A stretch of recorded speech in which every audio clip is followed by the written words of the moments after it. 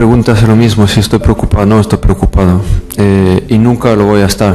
السلام عليكم. تصريح خطير من زين الدين زيدان يفاجئ به المنتخب المغربي بعد إقصائه من كأس الأمم الإفريقية، ويفضح الحكم السوداني والكاف. شاهد ماذا قال. ولكن قبل أن نبدأ، لو أنت محب وداعم للمنتخب المغربي فيرجع الإعجاب بهذا الفيديو، ولا تنسوا أن تعطروا فمكم بذكر الله والصلاة والسلام على رسولنا الكريم. بعد إقصاء المنتخب المغربي من كأس الأمم الإفريقية بعد هزيمته من جنوب أفريقيا في المباراة التي شهدت جدلا تحكيميا من الحكم السوداني وحكام الفار، فقد دخل على الخط زين الدين زيدان وأدلى بتصريحات نقلتها الإذاعة الفرنسية، وقال: لقد حذرت المنتخب المغربي قبل مواجهته مع جنوب أفريقيا أنه سيتعرض لمؤامرة تحكيمية سواء من الحكم السوداني أو من حكام الفار، لأن كل المؤشرات كانت تؤكد أن المنتخب المغربي سيتم إقصائه من هذه المباراة، لأن رئيس الكاف متسبي من جنوب أفريقيا، ورئيس لجنة الحكام فيكتور غوميز هو أيضا من جنوب أفريقيا، والمؤكد أنهم سيأتون بحكم سيبذل قصارى جهده من أجل تأهل جنوب أفريقيا إلى ثمن النهائي وإقصاء المنتخب المغربي، وهذا ما حدث بالفعل. فأين هذا الحكم الفاسد وحكام الفار من ركلة جزاء الزلزولي التي أجمع عليها جميع المحللين أنها ركلة جزاء؟ فأين الفار والحكم؟